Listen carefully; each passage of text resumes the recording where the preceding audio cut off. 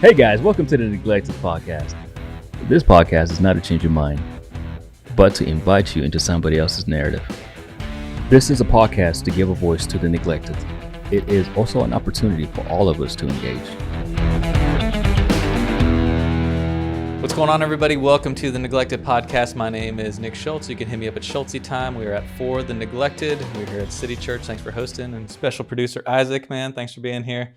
Stud lifeguard extraordinaire here in Savannah. And we have a special guest today. Her name is Jada Haynes. What's going on, Jada? How are you doing? Hey, I'm doing well, man. I'm happy to be here. Okay, so let's just start there, like why you're here, because we've never met before. Absolutely. You actually live in Atlanta, but you're from Savannah. Yep.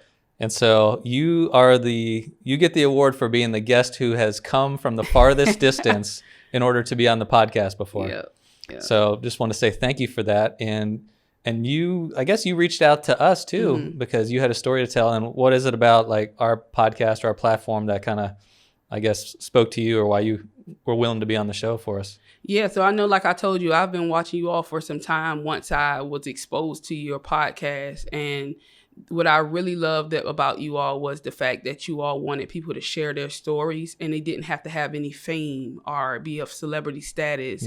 And the impact that people that's right next to us can have on us, you know, and just normal people walking, and the impact that their stories can have. And that's what I'm all about. I just love, you know, being able to hear other people's stories that come from the same place as me, that don't have the fame and the blogs and all of that may not get as much credit for what they've done and overcame. So that was something I acknowledged and love about you all. Is truly inspiring. So, well, thanks. That was like, I'm inspired by your inspiration there.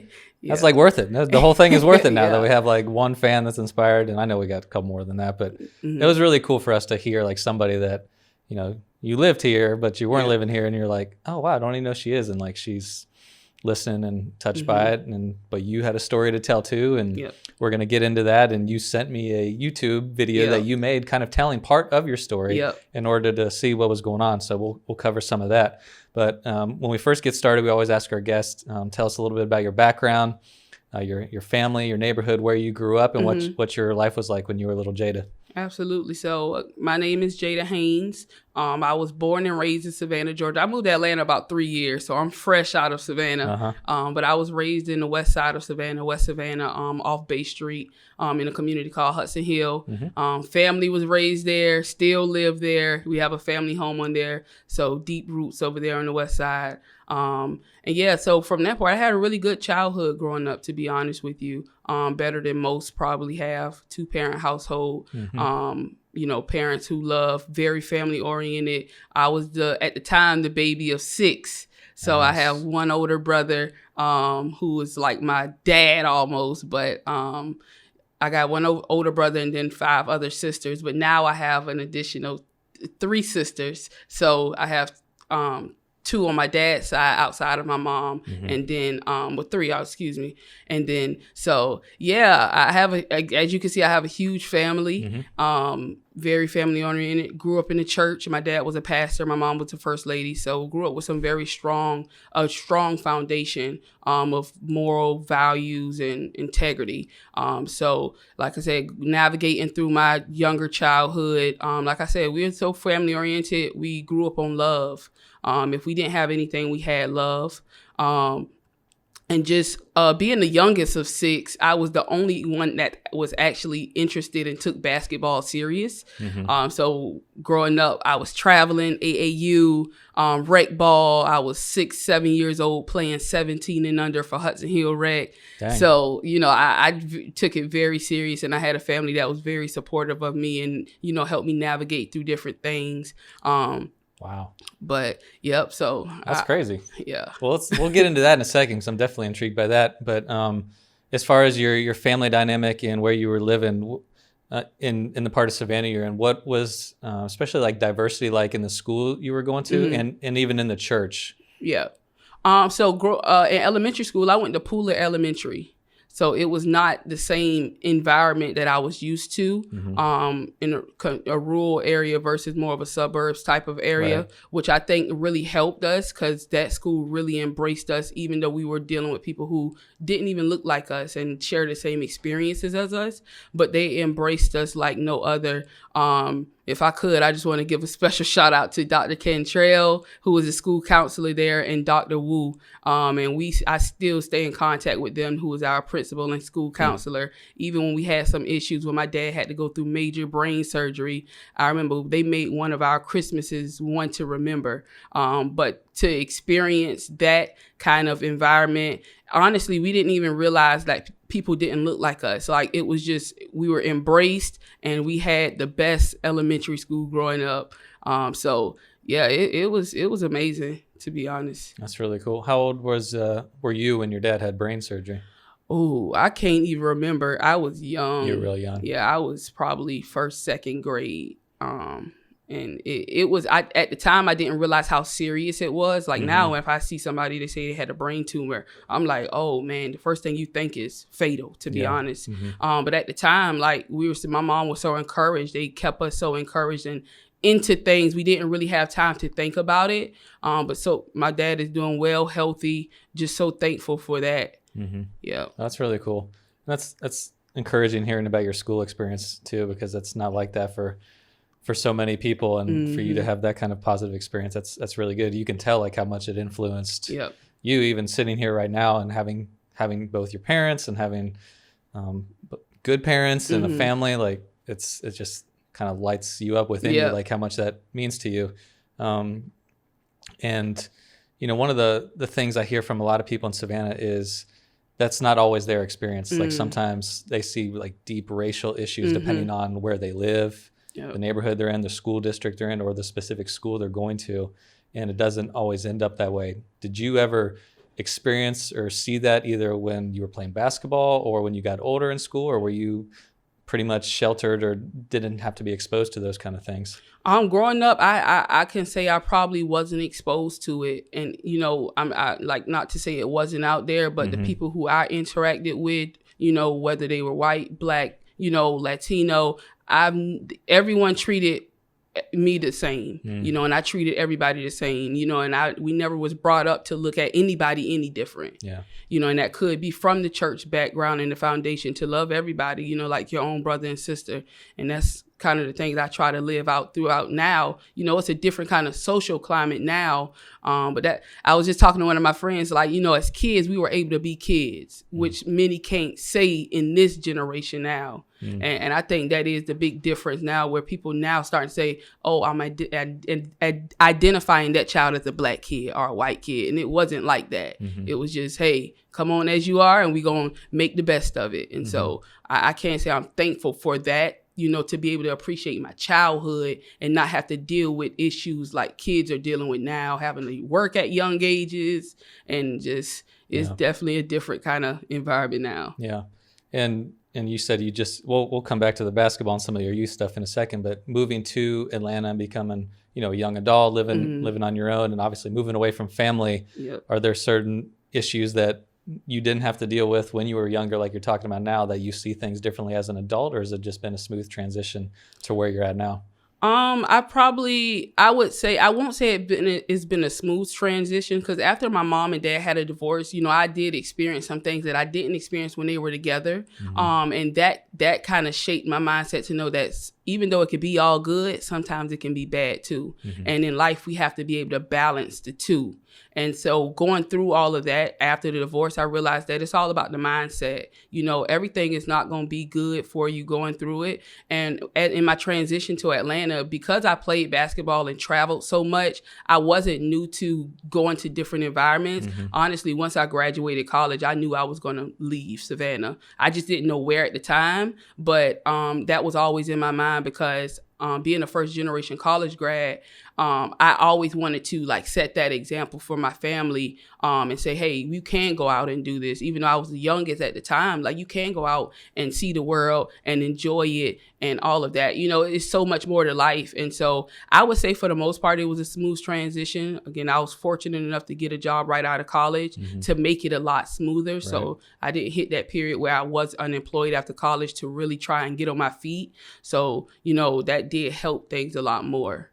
And what age did your parents get divorced? It was in 2007. I was in 7th grade. So I was probably between the age of 11, 12-ish. I'm not good at age math, so Yeah, whatever me you either. say is fine. I'm like, I can't keep up with ages nowadays, but yeah, definitely 7th grade in 2007. But as close as you are as a family and how much you love your parents, like what did that do for you at that time, or even the fallout after that? Were you devastated by that, or how did you handle all that? I think at the time, even in 7th grade, I really didn't understand the idea of a divorce, like the idea that my parents weren't going to be together long term. Mm-hmm. Again, in that period, I was heavy in basketball. So, if I felt like I was getting too stressed out with whatever was going on in the house, I would go play, in Hudson Hill, go to the court. Everybody knew me. It was one of those environments. Hey, if my mama didn't, get on me, somebody else would. And that's kind of how they knew, because they knew I had a bright future in basketball. So, and I was centered around some people who knew what my family was going through in those tough times. And they were able to kind of get my mind off of it while I focused on school. Mm-hmm. But, during those times, I didn't understand the impact that it would have at the time. I just knew there were times when my mom would struggle, didn't really understand what she was going through mentally. We actually talk about it more now, and what she actually went through and the thoughts that she had. Even with my dad, we talk about it now. We talk through it now. Because we didn't understand what was going on, the idea of them not being together. And it could just be simply because they didn't see eye to eye, or, it's like, how can y'all not see eye to eye? Y'all are parents. Mm-hmm. But, in life that happens, and it was just a matter of, knowing that, hey, it may be best if they are not together and, co-parent and support us in different ways, just seeing it from a different view, and that was, having to go visit my dad through visitation. He would come see us, do different things with us, and kind of adjust to that. Again, I didn't process it much then, mm-hmm. but now that I think about it, I just understand, like, me going through my young adult life, like, man, things happen in life that sometimes are out of our control, could be in your control, but you still have to make the best of it and, make better decisions and keep your best foot forward. Mm-hmm. Well, speaking of best, you were really good at basketball. So I want to make sure we cover that, because it was such a pivotal thing for you, and your video, your documentary that you did about your mm-hmm. life was very much centered about basketball, mm-hmm. and like what that did for you as a young person, and then growing up, like you were about that life and that sport. Yeah. And so what was it about that sport, and mm-hmm. when you realized, like, this is the thing I want to dedicate my life to, and kind of what that did for you during those teenage years? And what's weird is, to be honest, none of my family members have ever played basketball before. Like, my mom, she told me she did make the varsity team in high school, but she was like too pretty to like mess up her hair. So like, she never really took it serious enough. Mm-hmm. So I think it was probably because my brother, he was into football and he would always play basketball for fun. So I would always like look at him and always want to do everything he did. Like, I would consider myself like a tomboy. Like, anything I seen him do, I wanted to do. Mm-hmm. And so like, when he would go to the court, like, I would go to the court. And I think from those moments, I really understood like how fast I can learn. And then I just started, everything I seen any guy do, I did. And like, it was to the point, like, my brother would literally argue with boys, for me to play. Mm-hmm. Even though I probably wasn't that good, but, that meant a lot for me, the fact that obviously I was good enough for him to take up for me. Yeah. So in those moments, I feel like that's when I really kind of built the confidence to really move forward. And, I would watch I loved women's basketball, loved men's basketball. I would say I'm an advocate for women's more so. But, anything I seen them on TV do, I would just go pick up a ball and practice it. Like, I would walk down the street, putting the ball between my legs, just doing different things, better in my skill level and mindset, and just basketball IQ, and just continue to work at it. And it just became something that I love and was passionate about. Mm-hmm. Yeah. And it was taking you places. Obviously, you said you were traveling. So like, how high up did you get as far as travel ball, or mm-hmm. in high school, I guess, too? Or where were you headed in mm-hmm. your mind? How good were you going to be? So when I was young, I just knew I was going to be the first woman to be in the NBA. I love it. Of course, now, like, it don't really make sense now, but that was the first. Growing up, that's what I always had in my mind, or be the first female globetrotter. Mm-hmm. Like, so that's kind of things that kind of kept me motivated. But I took basketball all the way to my first year of college. Mm-hmm. Thankfully, a full ride basketball scholarship. So I was so thankful for that. And now I realize that opportunity don't even come often, mm-hmm. whether it's Division I, Division II, Division III, NAIA, JUCO, so I'm very appreciative appreciative of that moment. But yeah, basketball took me places I never thought I would be able to go. And I think because I was able to travel and play summer basketball, if I wasn't doing recreation basketball, I was doing summer traveling Atlanta, Orlando, Cocoa Beach for nationals, experiencing different people with different skill levels. And in those moments made me realize that, man, Savannah is small. It's so much more world to see, than to be competing with the person at the next high school. Like, we're not competing with them. We're competing with people that's in the state, number one in the state, number one in the nation. So, in those moments, it just kind of humbled me, just going to different places and, getting used to being uncomfortable, even when there are people out there bigger, better, stronger than you. So, That's interesting because it sounds like basketball exposed you to so many things. Did your family travel much outside of Savannah or Georgia, or was this like your big kind of seeing things for the first time outside of your norm? So like for the most part with my family, we did do every year we do family reunions. Every year we go to different places whether it was Indiana or Florida, like we did travel, but that's usually the only time outside of basketball that we would travel. But they were supportive in basketball. My mom and dad would get on the road AAU tournaments, and they would come wherever I was, and that was a huge part of me. And then there were times where they didn't come as much. But at the same time, like, I was around such great fit teammates that, if my parents weren't able to come, it was no thing. I was in the car with somebody else, and that's how much, they wanted me to be a part of the team, and I wanted to be there. So, So, and from what I heard, you said got a full ride to college. What college was it? Middle Georgia State. Okay, so you got a full ride to Middle Georgia State, but you specifically said, I played up until I played 1 year, my freshman year. Yep. So obviously what happened after that freshman year of basketball? Yep. So after that first year, things didn't go as well as we wanted as a team. And wherever as far as our team goes, we didn't end up where we wanted to be. And in those moments, the coaches had to make some very crucial decisions. And that was either to let some players go or keep moving forward with the players you got. And in the reality of it, I didn't make the cut. So I'm not saying that I didn't do well playing there, but, that's a decision that the coaches have to make. That's for the betterment of their team. So once I got cut, it was in that moment I realized, like, okay, my whole life, this is all I worked for. Never had a plan B, because in my mind, I'm going to be this woman playing in the NBA. Right. How could this happen? And in that moment, I realized, like, basketball may have just been temporary for me. But it's like, okay, I done worked my whole life for it to come to a stop like this. But I didn't, at the time I had a lot of pride. So I didn't want to like go back home and the idea of, we have a reputation in Savannah for athletes to go off to school for a short period of time and end up coming back home. So my pride was getting away, like, no, JD, you can't be like nobody else. So I remember, like, I went home and I sat down with my mom. I'm like, Mama, I don't want to be in Savannah going to school. I'm just going to go to the next nearest school here. And it was a historically black college. And the only reason I chose that school because I knew this guy that played for Johnson High School. And I knew he went there, which was South Carolina State. And I knew he was doing well in basketball. So I'm like, let's just apply for that school. I think that's the only school I applied for. And then I ended up getting into that school. And then, furthering my academic career. But yeah, in that moment, I just realized, like, basketball could have been very temporary. And I have to be okay with that.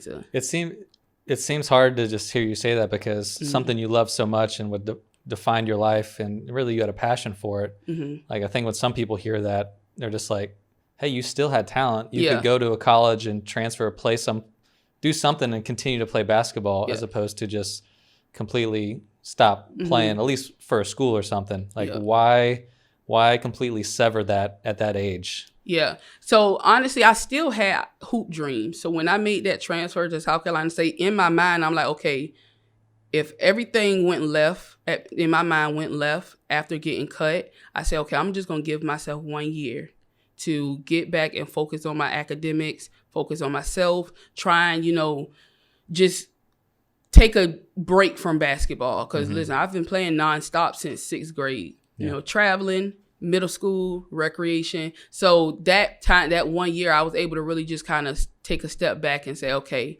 let's just kind of see if there's anything else out there besides basketball. And then keep in mind, as a women's basketball player, we're not making nearly as much money as a male. So, that kind of started factoring. I'm like, okay, how can I still be successful without basketball? So in that 1 year, I was able to analyze all of that. And I did try out for the South Carolina State team. I did not make it. So I ended up doing like intramural. And I did gain a lot of respect from people through intramural. But I actually also was exposed to people that did not play basketball and was not a part of that sports field. And, that gave me a different look, like, man, y'all having a lot of fun, not to be sports, and athletes. Like, I never had a chance to experience life outside of sports. All I knew was my teammates, going to school together, going to class, going to lunch, practice. That's all I knew. So when I was able to get exposed to friends who didn't have no interest in sports, it kind of gave me a different perception on life that I think was necessary for me to see. Like, I built relationships with people in college in that school that have no impact, that have no relation with sports. And, I learned so much from them. The idea that, man, they out here chasing a different kind of success that I thought was the only success, which was basketball. So, just building relationships and being exposed to life outside of sports and seeing how much opportunities was out there to network with people who were just as successful, even if they weren't playing basketball. So where did that take you? You moved away from basketball, met new people, got out of your basketball bubble a little bit, and it's like you found something. Did you find your passion for something else, or did you just find that you were interested in basically life outside of basketball, but there's all these things I can do, I don't know exactly what that is, or you did know what it was? I didn't really know what it looked like. I just know it was feeling good in those moments to know that I was meeting people and interacting people that loves me and wanted to be around me, that wasn't attached to the reputation of me being good in basketball. I got you. And that was good for me. It felt good. Like, I don't have to pick up a basketball to show you. In Savannah, when you growing up and all they know you is for is basketball, anytime you see an old head, what we call them, they like, man, you try and bring up what you used to do. And it's like, I don't know if I really want to keep doing that. And it's like the expectation that people put on you when you have this history of being a basketball player or a football player or a star athlete in your younger years. They kind of keep that expectation on you every time they see you. And it's like, I don't want to be attached to that no more because I like where I'm at in life. But to be honest, I didn't really know what it was that I wanted after I put the ball down, but I just knew I started to meet more people and get their perspectives on life and just network and do different community events, join organizations and sharpen my professional skills and, just become better in that community I was in on campus.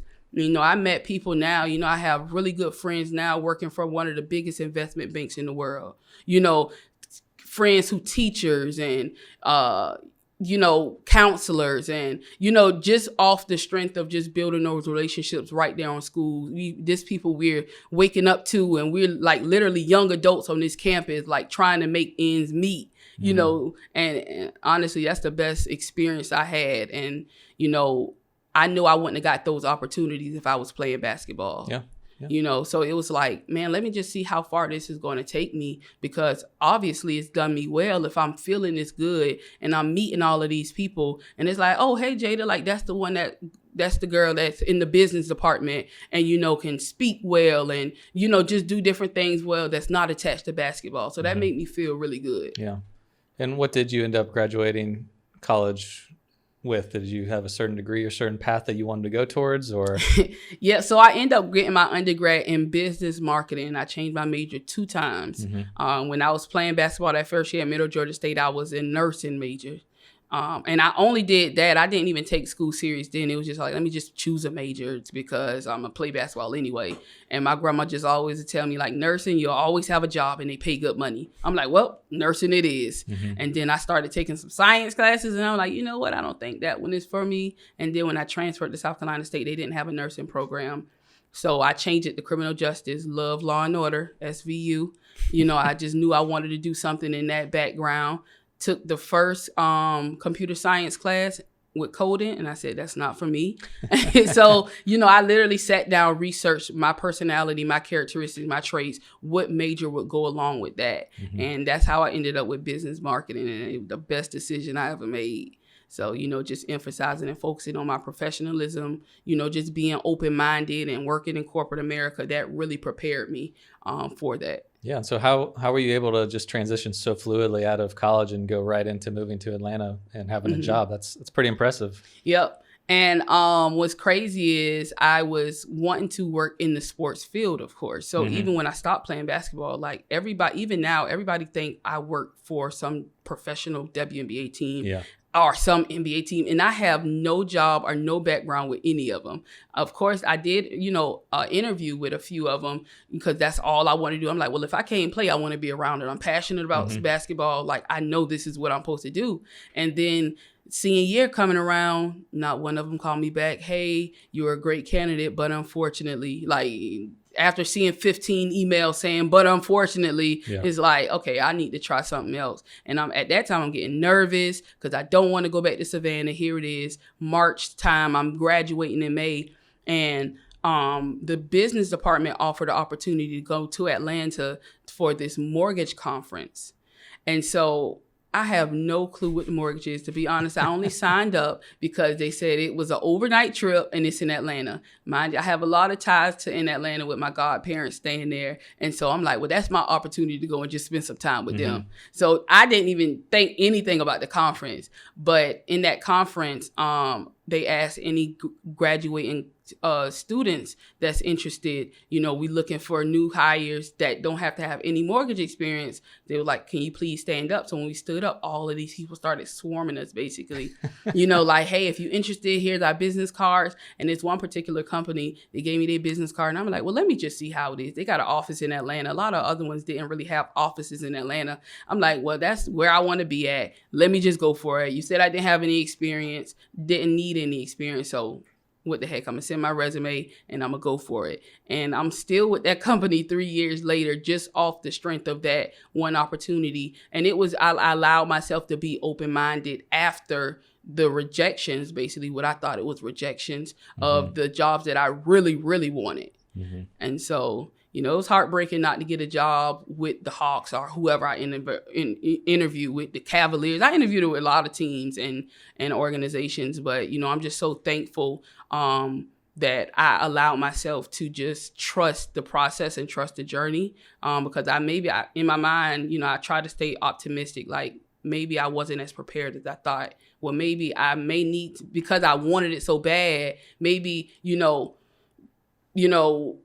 it probably wasn't meant to be at that time. Maybe I had to go to the right or, go to this company to get prepared for opportunity. So that's kind of how I started to look at it. And honestly, I don't even see myself going to work for a sports team now. Really? Yeah, it's just really interesting to see like how your journey is taking place and where you're at right now, where you're like, so instead of a basketball girl, you're a business girl. And just like, I'm sure lessons from that kind of transferred over a little bit, especially as far as like work ethic and going after what you need to. But just to see, and really that's still a short amount of time for that to kind of happen. I mean, it probably felt long, but to go through that, because you're still really young and just finished college not so long ago. And even not so long ago, you had these dreams of playing basketball and that being your life being about that, but now your life's about business. So where do you see, like, where are you right now, and as far as like the business or what you see it doing for your life, either in professional sense or in a personal sense of where you want to go with your life? In a personal sense, for me, I'm big on relationships and building relationships, and working in corporate America, of course, can be, very brutal for some people. And in a sense, not allowing themselves to go through the process. They get into these companies and it's like immediately they want to get a promotion and they want to elevate and they want to become the CEO. And for me, after going through a few things like the divorce and understanding that basketball was not my long-term goal, going through those transitions, I realized that I can only be in the moment and to take advantage of everything that I'm doing in the moment. And when I got that opportunity to go work for the company I'm working for, it was a matter of don't go in here with any expectations. Of course, you have your expectations, like you want to go work hard. You have those. unwritten ones, but it's like, don't go in here with any expectations on this company. You go in here, you know who you are, you know your worth, and eventually they're going to see it, and then you'll be able to dictate what you want to do in life. And of course, dictate can sometimes come off negative, but in a sense, like, hey, at some point you're going to be able to control the room. You know, right now you don't really have a voice because nobody know you, but that's how I'm going into it from a personal level. Like, I don't want anybody to be intimidated by me. Like, I want to go in here and be my authentic self. And that's kind of how I went into the situation. And from a professional standpoint, man, I've built relationships and, you know, conversations with the CEO, you know, just lasting impact. Because for me, it's like, okay, I know you may not know me, but by the time we finish talking or have a conversation, I want you to know exactly who I am. And that at some point, you're going to be a force to be reckoned with. And so it's all about like how I wanted people to feel once they finished experiencing their experience with me. You know, whether that's a conversation, an email, like I just take a lot of pride in the perception that people will have on me after we interact. You know, so that's kind of how I take it. And just this experience has been great, you know, and it sounds like optimistic, to be honest. Like, that's just how I am and how I operate, you know, like.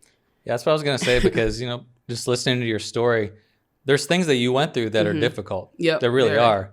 But the way that you view them and even explain them, or maybe even how you remember them, it's from a learning, positive point of view, because you're trying to move forward, as opposed to like, yeah, that might have been really hard. And sometimes you can listen to somebody tell a story like that and it's like, well, nothing affects her. She didn't really go through any low points. Yeah, their parents got divorced, and yeah, she had to give up her dream of basketball, but like, hey, she didn't really have to go through much. But you did. You did, but you're using it as fuel to go to where you want to go, and you're a positive person. So that's a really cool perspective. And I imagine listening to you and hearing your passion for life and family and basketball and work, like, whether you're doing it now or you want to, you probably want an avenue to give back and inspire other people on their journey too, whether it's other young girls. And, you know, is it through sports or through basketball? Is it through like making yourself in a business and in a job, or is it both? Like, how do you want to inspire people through what you've been through? I think it's kind of both. You know, just touching the job perspective, you know, I know we kind of live in an era now where it's like, no, keep your personal and job life separate, you know, and I'm like, well, that's going to be impossible, because I can't be my true self if I can't bring what I've went through with me, because that's where I got to, you know, that's what got me here, you know. And so just the idea of, you know, being an impact by being my authentic self, like, that's a lot. I take a lot of pride in that.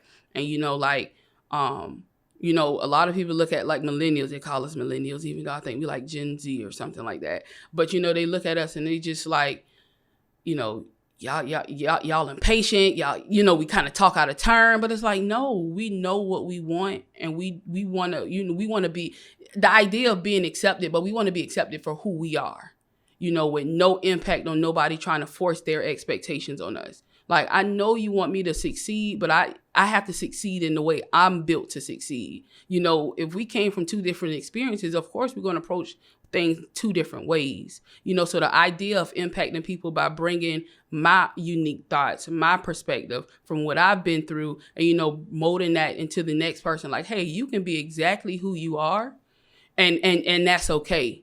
You know, but you got to know, like, of course, you got to read the room and, you know, certain things, you know, make sure it's necessary for how you react and respond. But you have to be okay with not being accepted by people. And, you know, and that's one thing I realized, like, with my impact, you know, I do believe it came through basketball, because the ability to inspire someone you may not even know just because they watch your game. It's like, oh, look how she put the ball between her legs. I want to be like her. It could be something as simple as that. And that goes to show you the power of impact. You know, you it's a lot of people I never even knew, but they know me because I played basketball. Oh, you the one that played for Groves. I'm like, yeah. So it's like, in those moments, I realized that, man, I got to be mindful of how I, represent and present myself anywhere I go. You know, I don't believe in code switching. I do believe it's real, but I don't believe in code switching. I want people to know this is who I am when I'm here, and this is who I am when I'm there. You know, and you don't ever have to worry about, oh, I wonder if they gonna see me acting like this outside of, I don't really kind of put that kind of stuff on myself, because I try to be who I am, and I realize that's the greatest power of impact, and so I try to do that through my work and how I, what I do. So whether if I'm going to the store, hey, if I can lend a helping hand to somebody, I'm going to open the door for them. And of course, that's more on the simpler side of things. But impact doesn't always have to be, creating this giveaway. It could just simply be speaking to somebody, going out your way to speak to somebody because you had a bad day. Mm-hmm. Okay, I'm having a bad day. Let me just say, hey, how your day going? And your bad day may not even mount to the bad day they had. But you just simply saying hello to somebody, you don't even know could be the change that the world needs. Yeah. Yeah. And what I see when you're speaking to is like how much people that have mentored you in some aspect have met in your life because of how you honor them, just based on like how you speak, even going all the way back to your elementary school. Yeah. Of like, these people valued me and I still represent them right now. Yeah. That's a powerful thing. Yep. And I represent my family. I represent my parents. I represent probably like these coaches that poured into me when I was playing basketball, or the people that believed in me, the peers or the professors or whoever that helped me get to where I needed to education wise, or the people that gave me the chance for my job right now. Like all that is in your mind when you're speaking, and how you represent them, because you do. And that's such a powerful thing that most people don't do, because we're so off the cuff, and like it's one thing you want people to know who you are. This is who I am, and I'm going to be me. But me represents a lot of other people that help me get to where me is going. And to honor that, and to me that's such a great lesson to see that in someone like you, and how much you value that, because you're going to be that, if you haven't been already, for other people like you, other little girls like you. That's such a great thing. Yeah, absolutely. And one thing that I always keep in my mind, my mom, I'm like my mom. My mom is 10 times better than me, just as far as like, wow, I got to get her on the podcast, and she's 10 times better. Just like optimism, she just like, Jada, never ever allow no one to get you or see you out of character.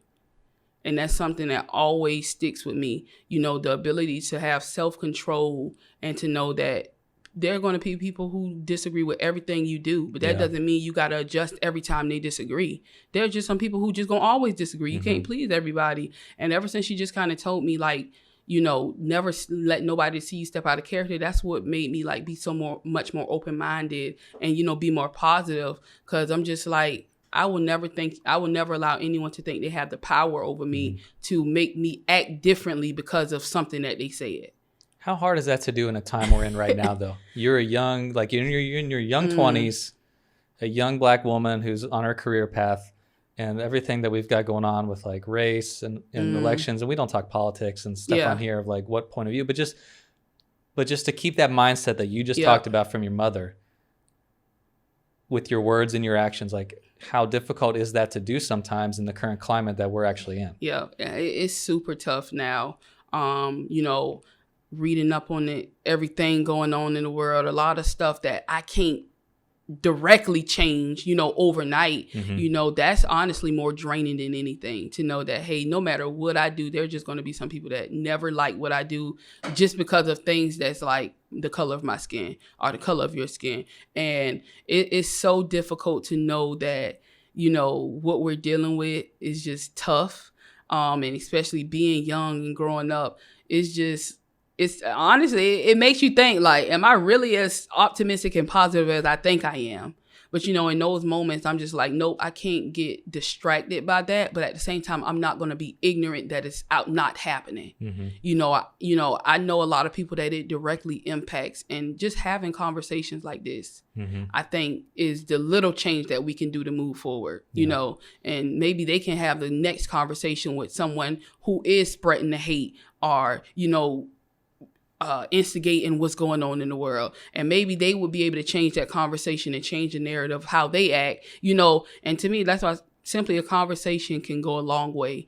And I try to communicate or center myself around friends who we constantly talk about this stuff, and it makes me feel better, because sometimes I could be sitting at work and I'm reading different items, and now I'm mad, in my mind, I'm mad, honestly, and it's just like, I'm walking around mad at my coworkers. It's like, I shouldn't feel like this.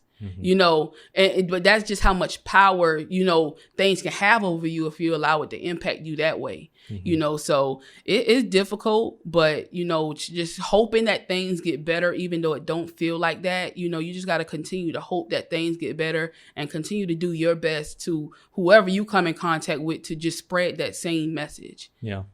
Yeah. And I think you said it pretty well there too. It's like when you're trying to influence other people, especially if you're in a mentoring kind of thing, or you can be positive to a certain extent. But at some point there's some people that like, you still have to acknowledge the things that they're going through or listen to what they're going through. And it's not just like, hey, doesn't matter what you're going through. You can do this and do that and whatever you want, which might be true, but there's still like this pain here, like acknowledging that, like, yeah, I want to hear what your experience is like, because that might actually prevent you from going here. Exactly. Where you have a positive family life and people around you who love you, so that might be easier for you to get where you needed to go. But sometimes you can't drag somebody else there when they have so much baggage and you're unwilling to listen to it or go through it in order to help them get past some of those things that maybe, you know, I didn't or you didn't have to go through. Absolutely. And, you know, just wanted to affirm your viewpoint on that, where it's like being that positive person, but yet like, hey, you still have to acknowledge certain things and deal with it. So it's tough. I'm telling you, you know, they always say, you know, even the strongest people, you know, they have the right to be, you know, not so strong sometimes, you know, and with me being so positive, everybody always look for me to be in the positive one, like, okay, like the peacemaker. Yeah, you're the sane one. Go to her for the support. Right. And I'm like, hey, I'm mad too, but you know, let's just try and get through this together. You know, all of us being infuriated, mad, angry is just not going to solve anything. Somebody got to say, hey, all right, I know we're mad and I know there's things that we can't agree to, but we can still move together through this. You know, everybody, you're just not going to please everybody. And that's one thing I learned. It's okay to agree to disagree and still have a working relationship. Yeah. So. Yeah, I agree. Well, I got just a couple more questions. And one of them is like, what is your dream job? Not necessarily saying you're leaving your company where you're at now, but like, where do you want to be in like 5 or 10 years work-wise? And how do you want to be giving back or influencing people based on work and just the things you're going to be involved in? Yep. So, like I said, I'm in a really good place now with my company. I'm actually in the process of transitioning into a promotion, which is actually a position that I am passionate about, becoming a regional trainer. So I do believe that I can get a lot of my work done personally, you know, and have a bigger impact through my training, you know, and, you know, it don't always have to be through, like I said, the community giveaways or that I have to actually go feed the homeless, you know, just the ability to impact through educating. And of course, it's going to be educating in the mortgage, but, you know, just showing like, hey, we know you may not be the best employee, but we can train you up that way. So, you know, just doing that work through that position. So that's professionally, I'll probably, you know, take that and run with it for some time and just learn as much as I can. But from a personal level, I do want to just expand my entrepreneurship. I did recently get my business legalized. Invisible Gems. I kind of put it on a pause lately because I was focused on the promotion and making sure I put myself and prepared myself for it. But, you know, at some point, you know, be able to offer workshops and forums and just give back to the community to educate, you know, make people aware of what's going on in the world, what we can do to make it better, what we can do to make ourselves better, and just, you know, look at all of the alternatives to situations, you know, providing resources and provide tools and resources for them, you know, so that they can be equipped with the necessary knowledge. And then from that knowledge, they can go to, you know, whatever outcome they need to go to, you know, to become better or define what their success is, which is key. Not my success for them, but their success, you know, and, you know, identify who they are as a person. So I want to eventually be able to do that with my business, you know, just be involved in the community, reaching out, providing programs and workshops for kids who may not know how to change a tire, or, you know, young girls who may want to know basic cooking skills, you know, just where they're not so distracted by what's going on in the world, but making them aware that things out here in the world are happening. So just be a seed in the community, and just provide as many opportunities I can to help someone else succeed, pass that knowledge down to them, and put my community on the map. To be honest, my friends, if they have a business, I want to support them, pass that on. So hopefully whoever I know, I can put my friend in front of them and they can, continue to build their network, so entrepreneurship, just continue to plant seeds and see them manifest. Very cool. And we always close the podcast with just asking, there are things that you went through that they can be very difficult for some people, whether it's their parents are getting divorced or they're having to give up maybe a dream they thought was going all the way to the pro basketball or all the way to this place, and they have to make a decision and let it go and go a different direction. And that's not always easy for some people, because that might be their only avenue, or they think that's their only avenue to do something. Yeah. So it can be very heartbreaking or even debilitating, where people go into real depression or a funk in life, and they just will drop out of college in that situation or give up or come back to Savannah, like you said. When you were going through those things, what is something that either somebody did that you remember that was really helpful, or looking back on it now, like this is what would have been helpful when, my parents were getting divorced, or I was struggling with this, and just something simple too. It doesn't have to be like, hey, you have to be their best friend. It's just you see someone going through something like this. What's helpful that somebody can just step in and do? Allow people to help. I think that goes a long way. Especially in the African American community, we deal with a lot of pride and ego. Nobody should know your business, type stuff. And it's like, no, allow people to help, because to me, that's what helped me when my parents and my household was going through things. I allowed people to come in and say, hey, let me take you away from that. Let me expose you to this, not with their hand out. Like, oh, we expect to get something back from you. Like, no, we know you have so much more potential. Like, let me help you. And I can say, allow people to help you. There are some really good people out there that want to see you succeed. And I was fortunate enough for it to be my high school basketball coach. And, she came in and she exposed me to people who I have made long-lasting relationships with, because simply allowing and trusting that she had my best interest at heart. Of course, it's not always like that, but, know that there are some good people out there who really want to genuinely see you succeed. And so allow them to take that stress off of you that you can't even really bear yourself.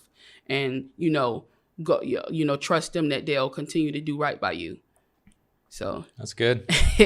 That's good, Jada. That's really good. Well, I appreciate you being our guest today. Appreciate you being I'll just call you our number one fan for right now. Since you're like our official first fan interview, I guess. So that's great. If we stop the podcast right now, I'd be totally cool with that. That'd be the best way to end it. But I appreciate you listening, watching, and encouraging us and what we're doing, but also being willing to then share your story and encourage other people who have gone through some of the stuff that you have. So I think it'll be very helpful for people to hear. Yeah, thank you. I would not want to get, I would give up anything to do this all over again. I just really am glad to be here. I'm honored to be here, and thank you for allowing me to be here. And I just hope y'all continue to change and impact people's lives like you all have done mine. Well, you might be the most famous person. I know you said we don't interview famous people, but maybe you're the most famous one we interview. No. I think you and I should go walk down some streets in Savannah with a basketball, and we'll see how famous you are in some places. Listen, I do not want to even go down there. We'll just go to a court, and I'll let you just thrash me and let people take videos of it and be like, look at her destroy that man. I haven't played basketball in so long. That actually might be refreshing. So I might take you up on that. Okay. Now I'm a little nervous. I just backed myself into something. Yeah. But, well, you should ball sometime. Get back into it a little bit. Yeah. Because you're young enough where you can probably still pick up a lot of it and probably destroy some people on the streets. Yeah. I play here and there in Atlanta for some women's teams, but then I'm like, I'm good that I can decide when I want to play, not be forced to play. There you go. But yeah. Well, I appreciate it. Anybody wants to reach out and challenge Jada to a game for a charity for her business or something, maybe you could do that. I'm not going to back down, so I'm accepting all invitations. There you go.